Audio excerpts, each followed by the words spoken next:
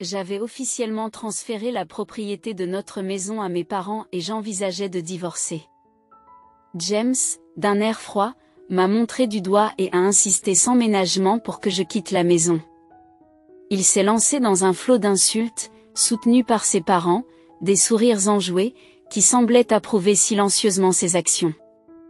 Néanmoins, je suis resté imperturbable face à leurs paroles calmement, acceptant la décision de laisser en moi un plan bien pensé accompagné des bagages que j'ai préparés à l'avance main dans la main. J'ai quitté la maison sans hésitation. Ils étaient inconscients de la gravité de la situation qui les attendait. Je m'appelle Sally. Je viens d'avoir 50 ans, beaucoup d'années se sont écoulées depuis notre mariage, nos enfants sont maintenant indépendants et mènent leur vie loin de nous. J'ai vécu la vie d'une salariée ordinaire, mais aujourd'hui, grâce à l'introduction d'une amie, je passe mes journées à enseigner les accessoires faits main, un hobby devenu profession. Ce nouveau travail est devenu un tournant dans ma vie, m'apportant l'épanouissement par les interactions avec mes élèves et la joie de bricoler chaque jour. Certains pourraient avoir des opinions négatives sur le fait de transformer un hobby en gagne-pain, mais je suis satisfaite. James et moi nous sommes rencontrés par hasard dans l'entreprise où je travaillais. Il travaillait à l'époque pour une entreprise cliente, au fur et à mesure que nous nous rencontrions dans le cadre de réunions sociales liées au travail, notre relation s'est approfondie. Finalement, nous avons décidé de nous marier par amour. Après 3 ans de mariage, notre famille a eu la chance d'avoir un garçon énergique et en bonne santé. Il est diplômé d'une université réputée et est aujourd'hui heureux en ménage, menant une vie prospère. Cependant, malgré la réussite de notre fils, la relation entre James et moi est devenue de plus en plus difficile à vivre au fil des ans. James s'est transformé et a changé de comportement. Autrefois doux et attentionné, Jack est devenu exigeant. Me traitant comme une simple femme de ménage, ses exigences et ses préférences changeantes sont devenues une source d'ennui pour moi. Ces derniers temps, Jack se mettait facilement en colère. Il me reproche des choses insignifiantes et les agressions verbales se multiplient. J'ai voulu fuir cette vie et en commencer une nouvelle, mais je suis bloqué par un prêt hypothécaire impayé. Malgré cela, Jack a quitté son emploi sans raison claire et passe maintenant ses journées à paresser dans la maison. Il ne lève pratiquement pas le petit doigt pour m'aider dans les tâches quotidiennes, me laissant tout gérer seul. La maison dans laquelle nous vivons a été récemment reconstruite et je l'ai entièrement financée en gérant les fonds que j'ai économisés petit à petit pour sa reconstruction. Elle incarne mes souhaits et mes aspirations, une maison que j'ai travaillé dur à construire. Je n'aime pas tomber entre les mains de James. Si je laisse de côté la question de l'hypothèque, cette maison symbolise mes rêves avec des caractéristiques telles que la cuisine spacieuse, qui reflète mes choix judicieux. Malgré l'avis initial de James sur la conception de la maison, j'ai assumé tous les coûts et j'ai voulu que mes souhaits soient respectés. Malgré les difficultés rencontrées, la maison, avec toutes les caractéristiques souhaitées, est finalement devenue une réalité qui concrétise notre rêve. J'ai éprouvé un profond sentiment de joie devant la réalité de notre nouvelle maison. Cependant, le coût de la construction a largement dépassé nos estimations initiales. Nos estimations initiales nous ont contraints à contracter un prêt beaucoup plus important que prévu. Accepter un prêt aussi important à la cinquantaine était inattendu, mais la perspective du bonheur, la promesse de notre nouvelle maison, nous a donné l'énergie nécessaire pour surmonter ce fardeau financier. D'un autre côté, James est apparu quelque peu boudeur, car ses opinions et ses souhaits n'étaient pas bien reflétés dans la conception de la maison. Il a exprimé son mécontentement, estimant que c'était inutile et que cela revenait à jeter de l'argent par les fenêtres, en ignorant ses plaintes et ses grognements. J'ai continué progressivement. Il a cessé de me parler et a commencé à avoir recours à des comportements puérils tels que jeter des ordures et laisser les choses en désordre pour provoquer l'irritation. Je me demandais quand cette situation, cette vie, prendrait fin en pensant à tout cela. Chaque jour, quelques mois s'étaient écoulés depuis que nous avions emménagé dans la nouvelle maison quand soudain la sonnette de la porte a retenti. Nous n'attendions pas de visiteurs ce jour-là, ce qui me rendait curieuse de savoir de qui il pouvait s'agir alors que je me préparais à aller ouvrir la porte d'entrée. James s'est étonnamment levé et s'y est rendu avant moi, peut-être au courant de l'identité du visiteur. Au bout d'un moment, des voix joyeuses et des rires émanèrent de l'entrée. Lorsque la porte du salon s'est lentement ouverte, révélant les visiteurs, j'ai vu les visages de mes beaux-parents inattendus, Harold et Alice.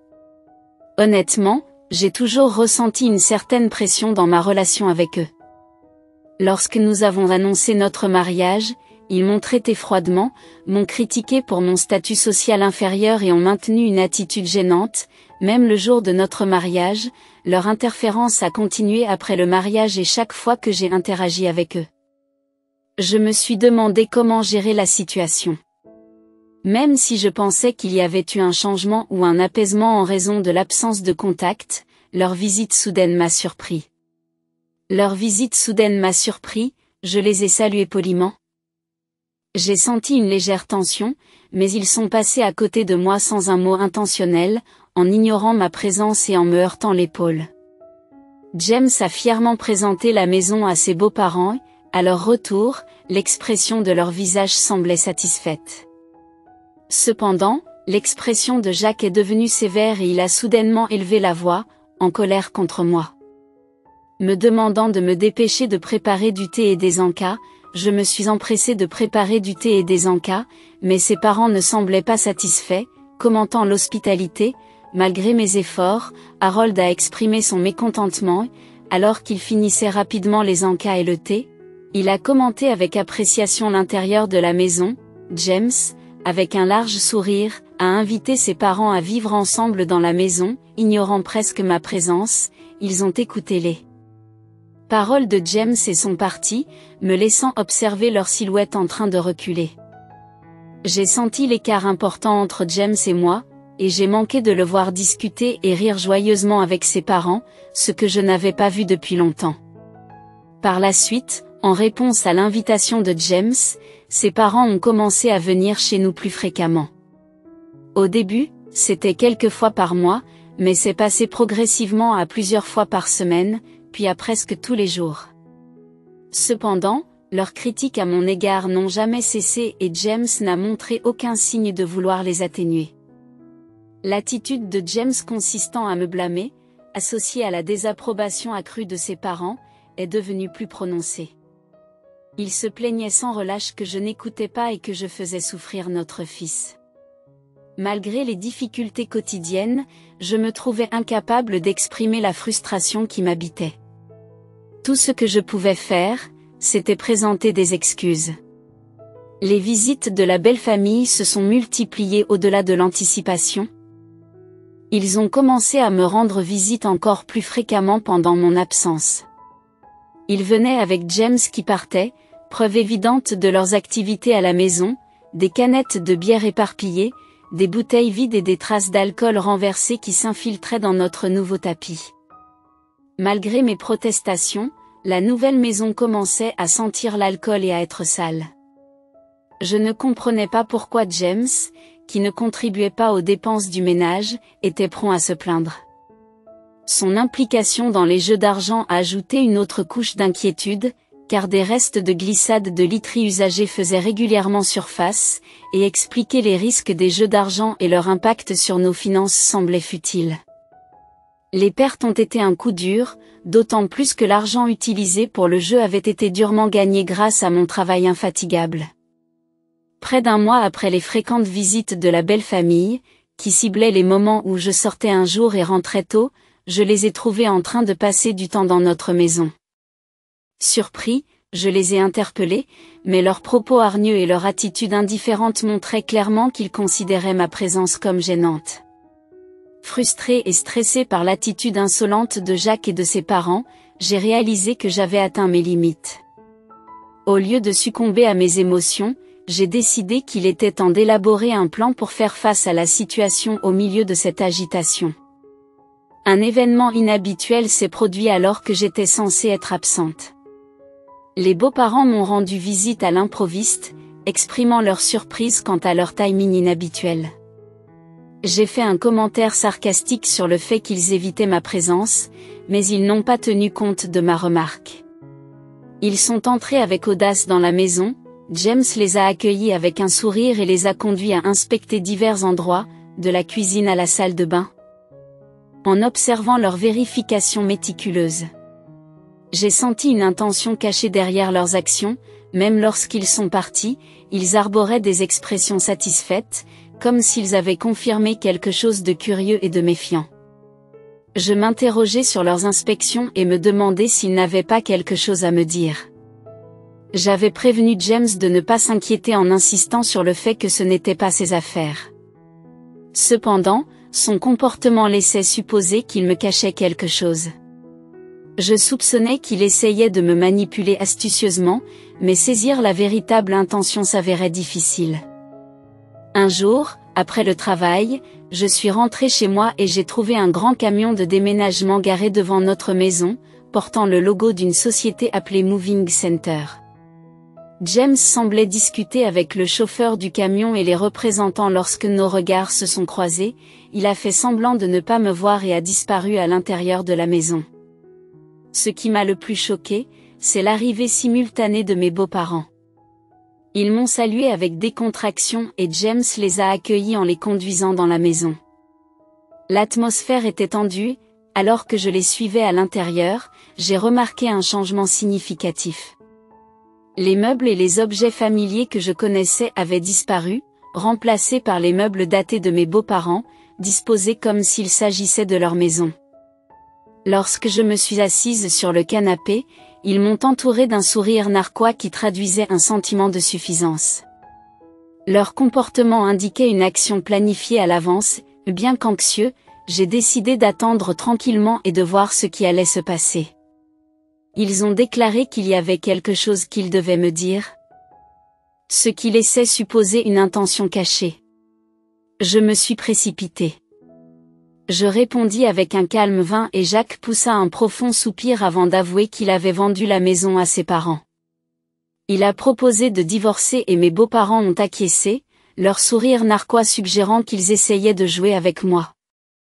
Malgré la révélation, je suis restée impassible, ayant anticipé leur plan, j'ai rapidement signé les papiers du divorce, posé mon alliance sur la table et déclaré mon intention de quitter la maison.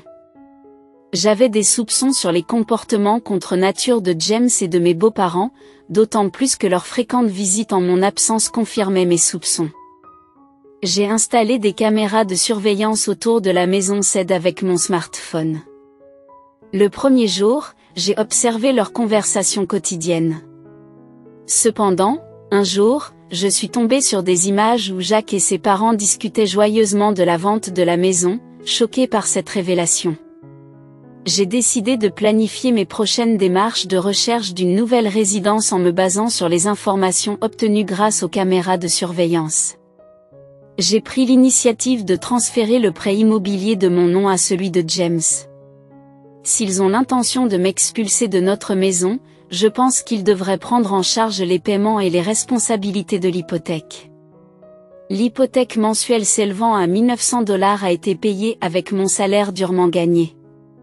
Doutant que James et ses parents aient les moyens de payer, j'ai décidé de ne pas leur fournir d'aide financière pour se libérer de cette relation gênante. J'ai emménagé dans ma nouvelle maison bien arrangée avec de nouveaux meubles, prête à entamer un nouveau chapitre de ma vie. Le jour de mon congé, j'ai savouré la perspective d'un repos complet en dormant jusqu'à midi, alors que j'étais sur le point de m'assoupir à nouveau. La sonnette de la porte a brusquement retenti. À ma grande surprise, James et ses beaux-parents se tenaient sur le pas de ma porte sans y avoir été invités. Je me suis interrogée sur leur présence, sans répondre, ils se sont introduits chez moi en étalant un document devant moi. Ils m'ont accusé d'avoir changé le nom sur le prêt immobilier sans autorisation, en exprimant leur incrédulité face à leur apparition soudaine. J'ai appris que, juste après avoir quitté la maison, ils avaient reçu des documents concernant le changement de nom du prêt.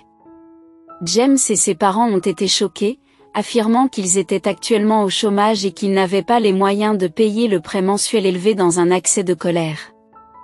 James a déclaré qu'il ne paierait pas ce montant et a tenté de les éclairer sur les conséquences d'un défaut de paiement.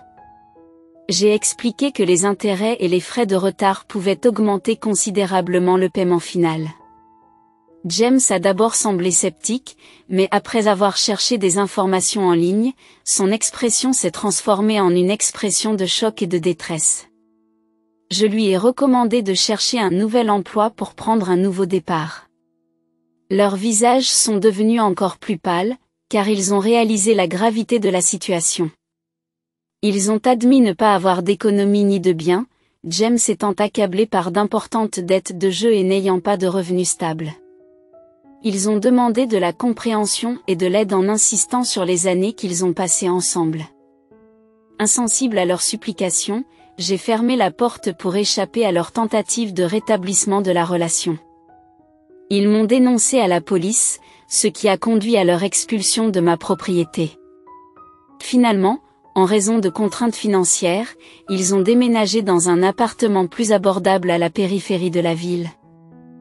James a trouvé un emploi à temps partiel qui lui permet de subvenir aux besoins de sa famille. Pendant ce temps, ma vie est restée inchangée et je me suis concentrée sur mon travail.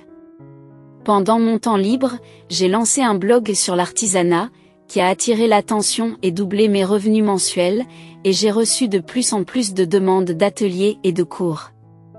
Je n'avais pas l'intention de me remarier et j'avais l'intention de mener ma vie de manière indépendante, ce qui m'a amené à découvrir un vieux livre de contes.